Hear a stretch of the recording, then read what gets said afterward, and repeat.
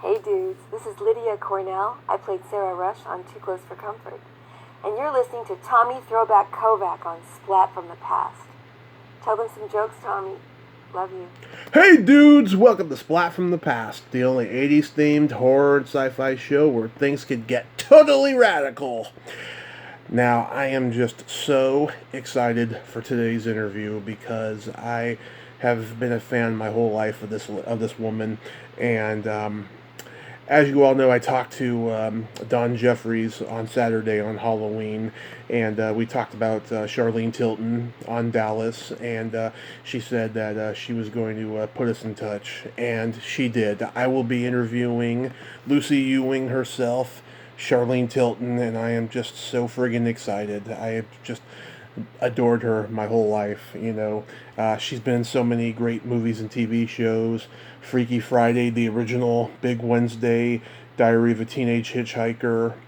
She hosted Saturday Night Live, the famous night when Charles Rocket said, who the fuck shot JR? And she's been on Love Boat a lot, and she posed for Playboy. She's done all these amazing things, and I'm going to have her on the show today. And it's going to be spectacular, and let's hope for the best when we get the results tonight on election night. So yeah, here is my interview with Charlene Tilton.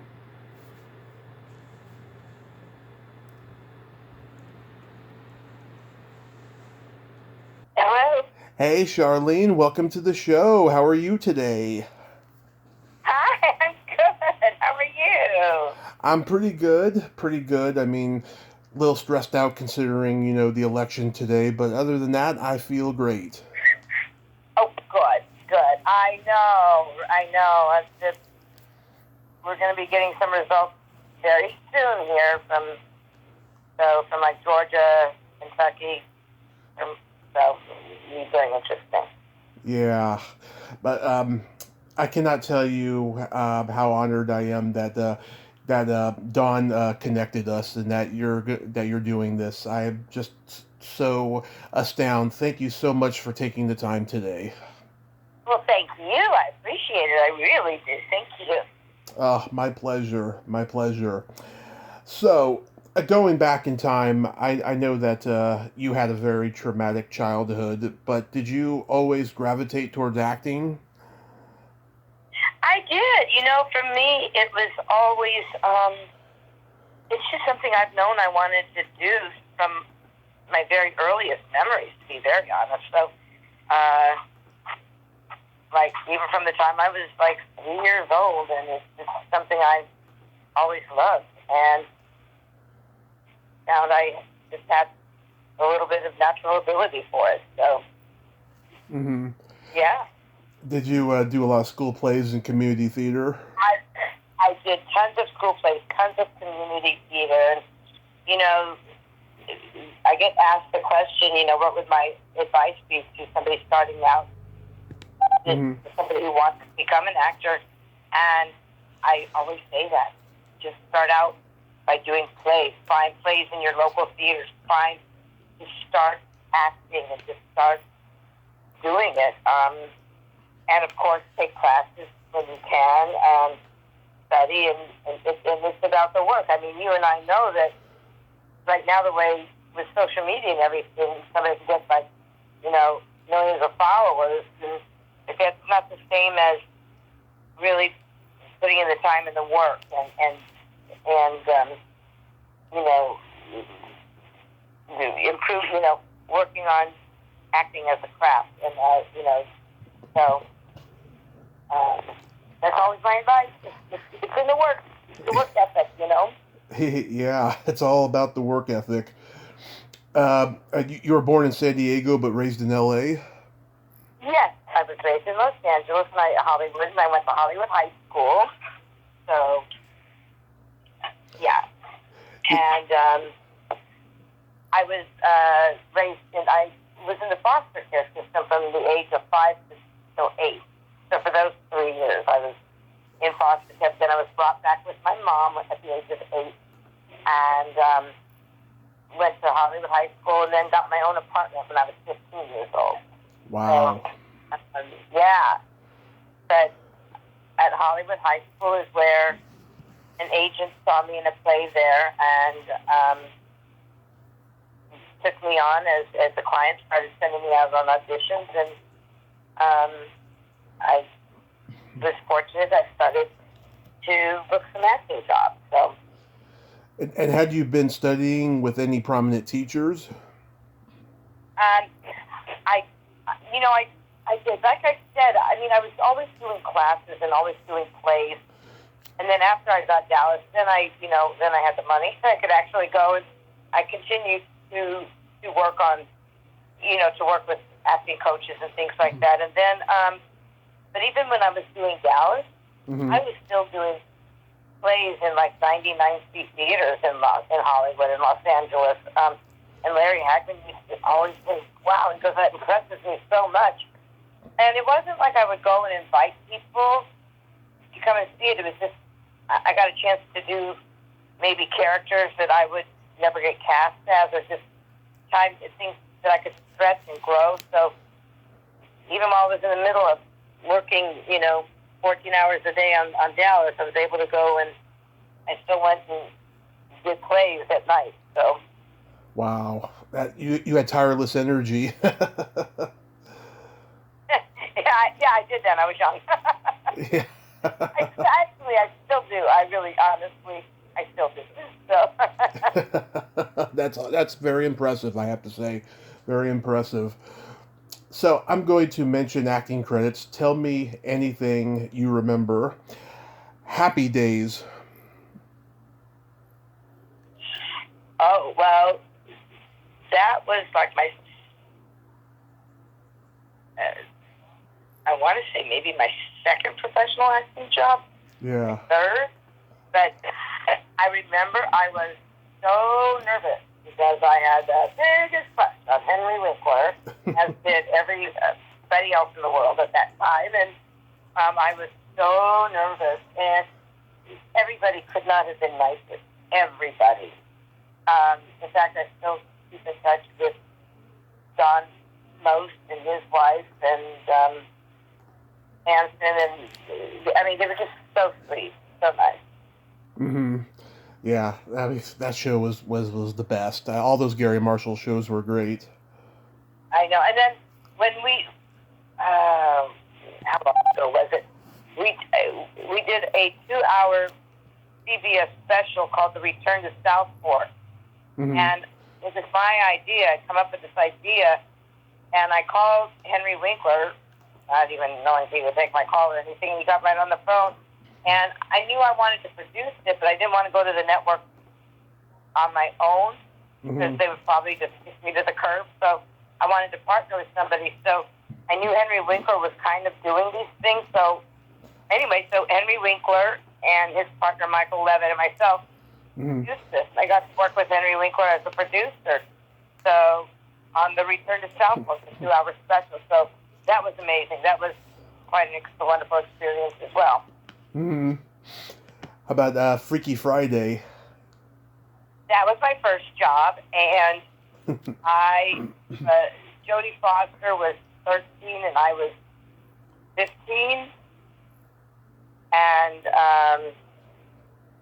she had just finished Taxi Driver. Right. So,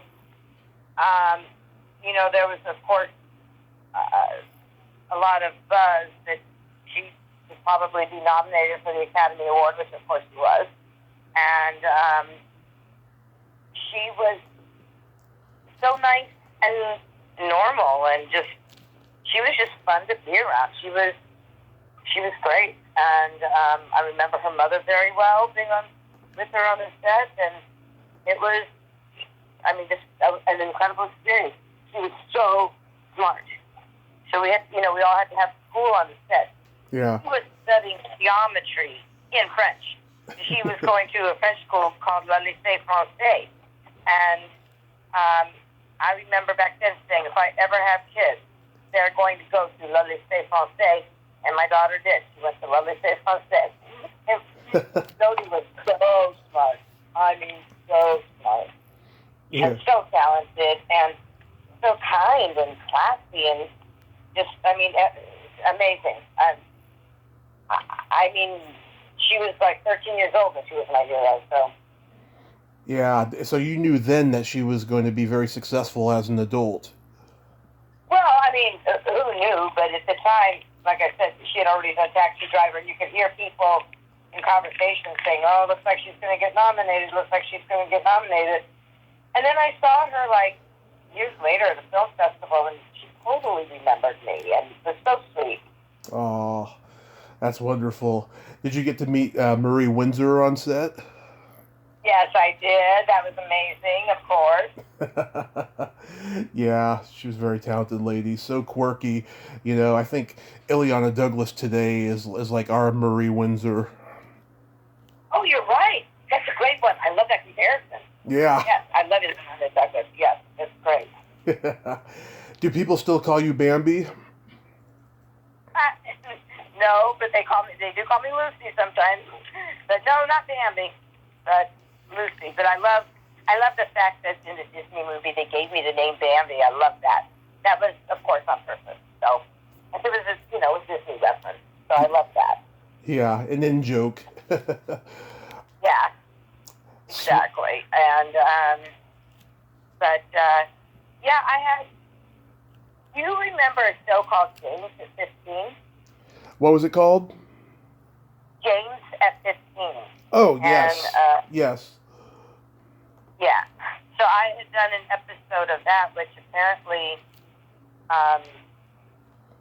the creator of Dallas saw and really liked me on that.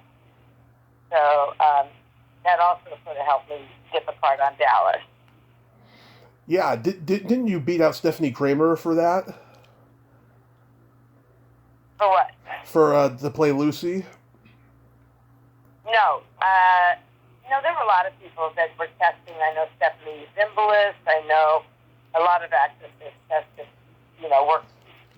And they wouldn't see me at first. So I snuck into Warner Brothers every day for about 2 weeks, going to Barbara Miller.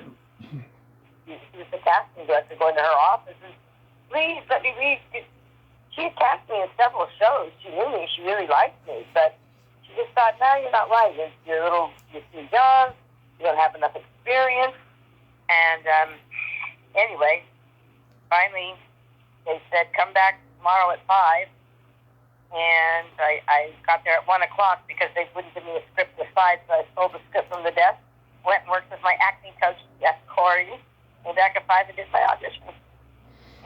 Wow. that couldn't happen today. And of course then I had to go to network and all that stuff too, so. Yeah, it was probably a lot less stressful like it is today, because today it's a lot more, corporate. You got to meet 100 guys now, right? Oh, it's amazing how anything gets done. You got to have 100 people making one decision. God, so, yeah, it's incredible. And also, back then you could speak onto the studio light. You can't do that now. Trust me, anybody listening, do not try that. You will. you will get in a lot of trouble. You can't try that now. Yeah. Now, when you're on a massively successful TV series for over a decade, it must take a toll, because not only does the whole world know who you are when you go out in public, but during hiatus, you're trying to get other roles that are far removed from that character that you're so identified with. Well, here's the thing. I was offered roles. I was cast in 1941 with Steven Spielberg's movie and different things. But our hiatuses, because Dallas was such a huge hit, normally they would do 23 episodes. Mm-hmm. We would do 32. We sometimes did 32. So our hiatuses wasn't even long enough to do anything. I was offered things, but I couldn't do them because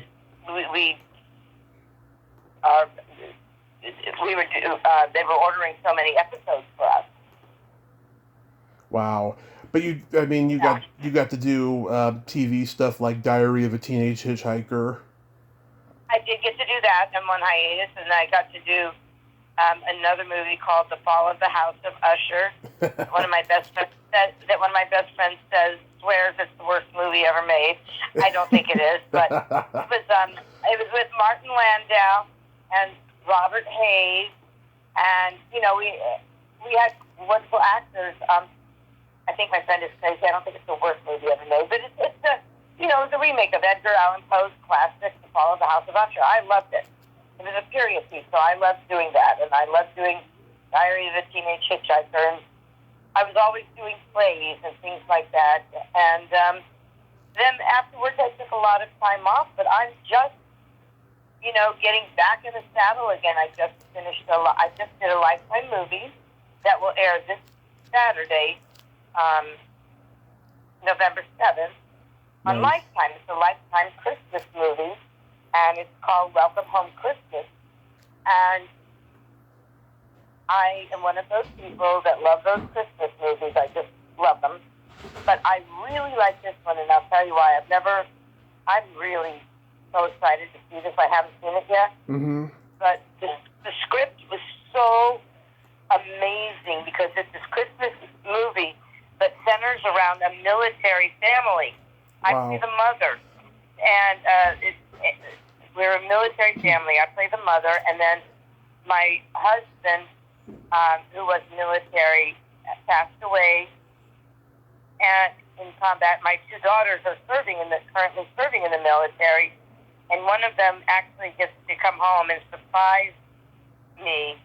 And it's just, you realize that we think of our men and women in service, their sacrifice, but honestly, it's the whole family.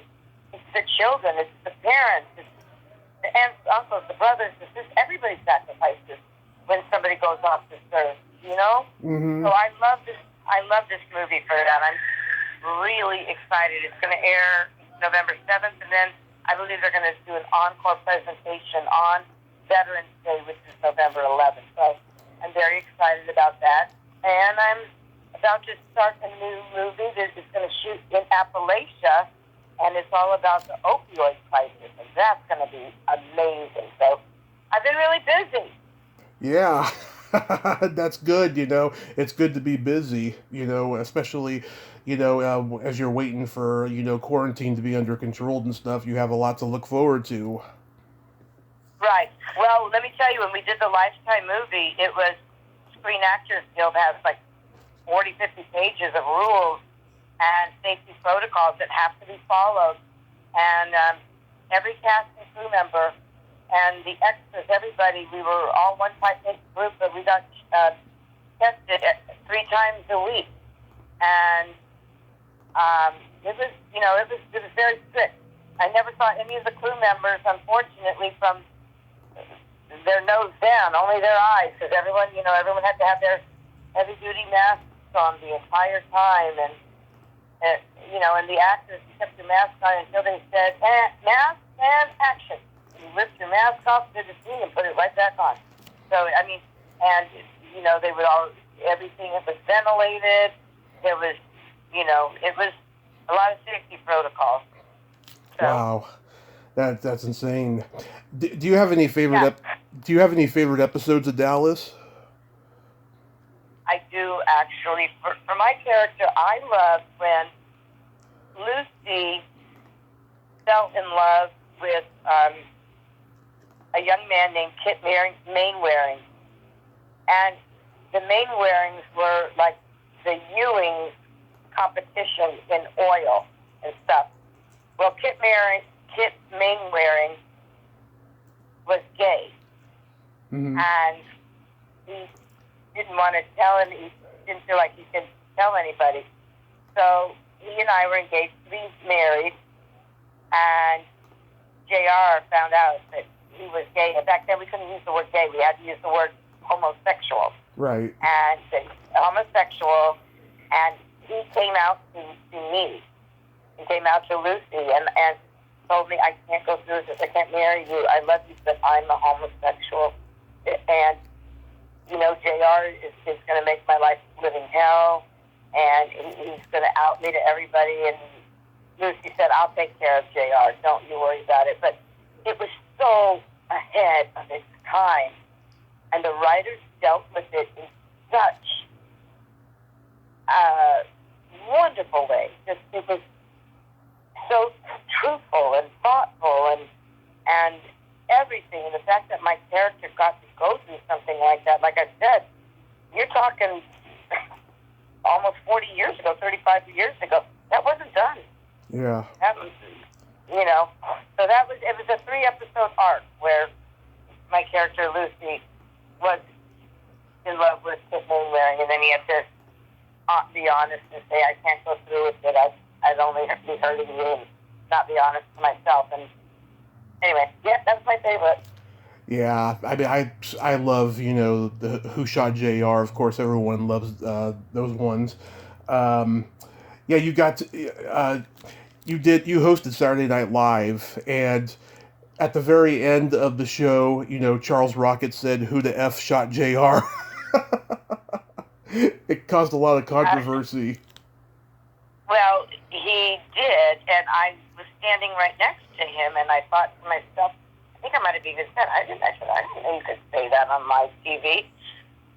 Yeah. So before he left the soundstage, he was fired. Just like that. Yeah. I mean, fired. I was like, oh my gosh. It was horrible. I mean, he was fired, like, right then and there. Yeah. Very sad.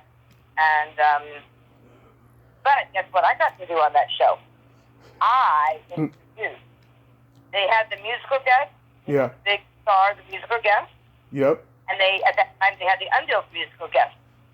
I got to introduce for the first time Prince. Yeah.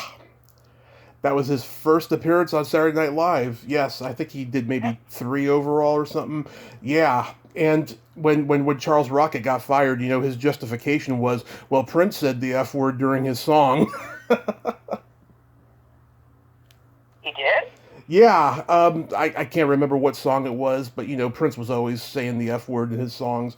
But, yeah, he said the F word during the song, and that it actually slipped by the censors, but Charles heard it loud and clear, he said.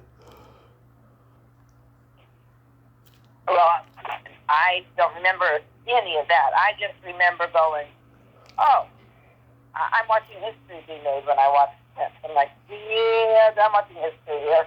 Something's going on. I knew it. Yeah. Yeah, was that a good experience overall, hosting Saturday Night Live?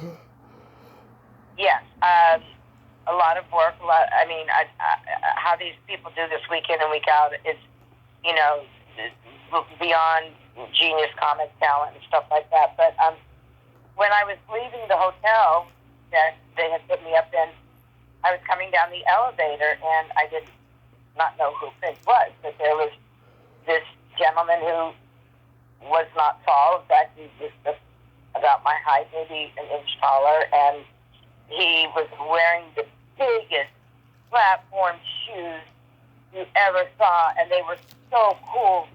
And I said, excuse me, I have to ask, where did you get those? I need those shoes. Where did you get those? And he started talking, and he said, I'm going to be, I know you're hosting Saturday Night Live. I'm going to be on. I said, oh, nice to meet you. Nice to meet you. Anyway, they had a car there to pick each one of us up. You know, we had our own cars. Yeah. But one of our cars wasn't there, or something that happened, and we said, well, let's just go in one car. So we ended up telling the other car, and I ended up driving to 30 Rock with him, and telling him how nervous I was, and he was saying, you're going to be great, you're going to be great, and then all of a sudden, he comes out and does this performance, and I'm like, oh my gosh, but he was so nice. He was so nice and lovely. Oh, that's wonderful. Yeah. I mean, just, yeah, amazing. Do you remember guest starring on that hilarious 2-part episode of Laverne and Shirley? Yes, Moose Jaw Express. Yeah. That was so much. Orient on the Moose Jaw Express. That was so much fun, too. That's one of my favorite episodes, yeah. It's got cameos by, like, Scatman Crothers and Alfred Hyde White and all these great actors. Yeah, I was glad that you got to be a part of that one. Me, too. That was a blessing, yeah. You used to do the Oh, I was going to say, you used to do the Love Boat a lot. I did two episodes. One was a cruise Mm-hmm. where I married Don Most, and then I did one that was shot only on the studio. It wasn't an actual cruise. So I enjoyed doing both of them. Yeah, God, so many people were on the Love Boat. It's amazing. Most of the people this generation doesn't even remember or never even heard of, sadly. Yeah. Well, I'll tell you something that's funny. Something else you'll remember is when I did this Lifetime movie, this Welcome Home Christmas. Mm-hmm. I get to have a love interest, and which at my age is when you're over 50, you don't get those things in the script very often. So I get a love interest, and it's Tim Reed. Tim Reed from WKRP in Cincinnati. Venus Flytrap. Pardon me? Venus Flytrap. Yes, exactly. Yeah. Oh, I heard it was him. I was so excited. He's just so handsome and so nice and so talented. Such an amazing actor. But when we were, like I said, I'm 62 years old, and I got to have a love interest in this Lifetime movie. I'm like, they never give anybody my age a chance to, find love or anything like that. Yeah. And to have it be Tim Reed, I was just so happy. But on the set, the first day of filming, I brought Tim Reed a picture of the group of us from Battle of the Network Stars, because we were on CBS shows. So we were on the same team with David Letterman, Lou Ferrigno, LeVar Burton, Valerie Bertinelli, and McLean Stevenson. And I brought Tim Reed a picture of all of us, and he just loved it. I said, look at this, how long ago this was, how young lady, that's how long. The Battle of the Network Stars, you remember that? Yep. It's funny. I mean, I never got to see one actually, but of course I heard about it and I saw a parody of it one time on the 70s Saturday Night Live. But yeah, I don't think it would be funny if they did that today, like Battle of the streaming stars, Netflix and Amazon stars. Oh, that would be great. That would be, yeah, they should for sure. Oh my gosh. How did posing for Playboy come about? I never did pose for Playboy. Okay, that's just one of those IMDb flubbers then. I apologize for that. I know it's on there, and I was offered a lot of money too. They wanted me to be on one year to be the Christmas cover girl and to be and not that I had anything wrong, it's just it wasn't right for me. Yeah. I think it's right for certain people. It just,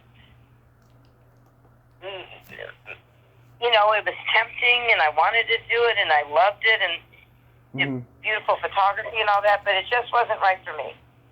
Mm-hmm. That's understandable. That's understandable. And I really can't even put not because I looked down on it, because I didn't. I thought it was great, and there are some people that just do beautiful layouts, and they're gorgeous. And now I kind of like, man, I wish I would have, because that would have been it's a time that, you have a window of time to do that, and it would have been, would have been kind of nice to have something like that to look back on, but that's okay. Yeah. Do you have a story about working with John Ritter in Problem Child 2? Oh, just such a kind, dear man. But he taught me how to do the take. When you take a sip of something and you go, what? And you have to spit it out. So he taught me how to do that, and I did a great one with him. So he's when he taught me that. And it's a comedy, go-to, but he taught me how to do it, and now I'm really good at it. Did you know he also went to Hollywood High? Yes, I did. Yeah. Well, I remember a couple of years ago, I'm in LA, drive by Hollywood High, and I'm like, John Ritter went there. So many great people went there. Why do you have the nickname the Poison Dwarf? Oh, that is something that a talk show host teasingly called me once in London, in the UK. So it's not a nickname. It's just, just because my character on Dallas was just naughty. I thought maybe it was a pun on a double pun on the fact that you're short and that you have a wisecracking wit or something. Oh, that's so funny. Well, obviously the short part, but yeah, he gave me that. I know I'm only 5'2", so. With all these amazing things that have happened to you and all the perseverance you've gone through, have you ever thought about writing a memoir? I'm working on it right now. Nice. Have you been working on it for a while? Yeah, for a little while. Mm-hmm. So. Oh, that's gonna be wonderful when that book comes out. Oh, you're so sweet. Thank you. Oh, my pleasure. Did Dawn tell you about my secret silly game? No. Okay. So this is a series of silly slumber party questions, just pure fun, no win or lose. Okay. And how this works is, I ask you the question, you answer it, and then you ask me the exact same question, and I answer it. Okay. And we can comment on answers too. Charlene, Okay. Are you ticklish? Yes. Are you ticklish? Yes, very ticklish. What is your favorite part of the body? It could be anything. The eyes. Yeah. What is your favorite part of the body? The belly button.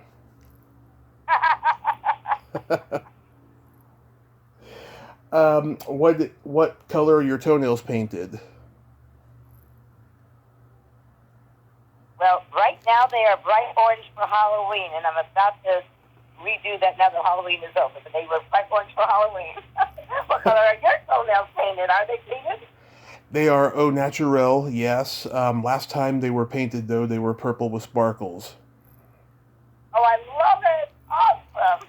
I love to go elaborate, yes. Good. I'm glad. What would you say is your best personality trait? That I'm an encourager. I just love to encourage people. I see their talents or whatever they have going for them, and everybody that knows me says, "You're always so encouraging. You're always so encouraging." What do you think is your best personality trait? That I have empathy, and I also have no filter. I love both of those. That's great. They're the best, yes. It's funny when I was talking about the Charles Rocket thing, I could have just point blank, said the F word though, but I wanted to be respectful to you because of your Dallas fans out there, You're And then my favorite question is there a stinky smell that just makes you gag? I have to tell you, my sense of smell is so acute. It is like off the charts. My sense of smell is sometimes good and sometimes bad, like so phenomenal. I'm hard of hearing, and I've been hard of hearing since I'm a child. So but they say sometimes another one of your five senses kicks into gear. I don't know, but my sense of smell is I can smell anything from a mile away. Like I said, sometimes it's good, sometimes it's bad. And then for me, it's either flatulence or just feet.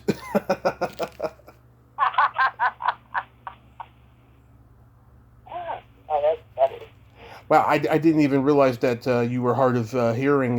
You've only asked me to repeat like maybe one time in the last half hour. Okay, I can hear you perfect, and I don't even have my hearing aids in, so there you go. You're great. Oh, thank you. Yeah, I mean, some people say that people ask me all the time if I'm Russian or Polish or something like that because I have such a deep voice, and I have a name like Kovac. I'm actually Croatian on my father's side, but people have I'm trouble. Charlene. Yeah, that people have trouble hearing me a lot of the time, so I'm very surprised when people like you are not. You're Croatian on your father's side. I'm Croatian. My mother's Croatian. Your mother's Croatian. What was your father? Don't know. Never saw him. Never even saw a picture. I don't know anything about my father. Might be one of those ancestry.com things. But my mother, my grandparents came from Croatia, the States, and while my grandmother was pregnant with my mother and her twin sister. So I spoke Croatian growing up as a child. Oh, wow. I don't remember any of it now, but Wow, that's interesting. Yeah, we don't know too much about our family history. And when I first started doing stand-up comedy, I was trying to make Croatian jokes, and I did make a few, but like no one got them, so I stopped doing them after a while because it's so obscure. yeah, right, exactly. Yeah, you never I thought? understand. Oh, go ahead. I understand it's gorgeous there. I hear it's just a beautiful, beautiful place to go. Yeah. I mean, some people debate whether or not the country exists anymore because of political stuff that happened there, but Right. I think you could still go though, but you'll probably see, thousands and thousands of generations of things destroyed there. Yeah, but you know what? From what I've heard now, I thought the same thing, and my daughter's best friend went not too long ago and brought me a beautiful coffee cup with a spoon that was hand painted there. And she said it was just beautiful, and the beaches are supposed to be amazing. And it's supposed to be okay now. So Okay, yeah. You never thought about tracing your family roots? I have. I've got an Ancestry.com and a me 23andMe sitting in the closet, sitting on the floor. I've been sitting there forever. And did Don mention to you that I tell jokes? No, so tell me. Okay. What did the elephant say to the naked man? What? Man, how can you breathe out of that thing? Oh my gosh, I love it. Here's another one. You know the difference between a golf ball and a G-spot? What? A man will spend 20 minutes looking for a golf ball.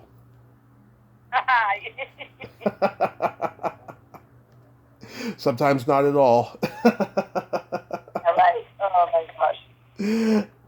Well, Charlene, I thank you so much for coming on today, and welcome home. You said it premieres on Hallmark November 7th? No, it's on Lifetime. Oh. This Saturday, November 7th, Welcome Home Christmas.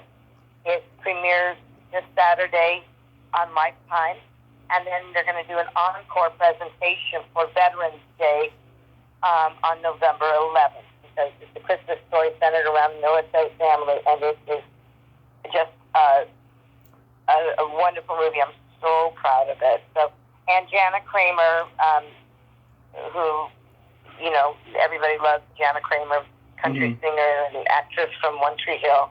She plays my daughter in it, and Tim Reed, of course. So it's going to be wonderful. Okay, I will watch it when it's on November 7th on Lifetime, and it gets rerun again November 11th. I can't tell you what a lovely honor this was, Charlene. Please stay safe because we need you, and have a good night over there. Thank you. You stay safe, and just pray for peace over our nation. No matter what happens, we just... So. Let's pray. Yes. All right, John. You stay safe and be well. You too. Okay. Thank you. All right. Bye-bye. Bye-bye. Well, there you have it. Charlene Tilton. Oh, what a sweetheart. What a sweet, humble lady. Great sense of humor. Great stories. It was such a wonderful honor to talk to her, and I thank you so much, Don Jeffries, for the connection. Well, that's all the time we have this week on Splat from the Past. Till next time, this is Tommy Throwback Kovac saying there's no shame in living in the past because the present sucks. Later, dudes.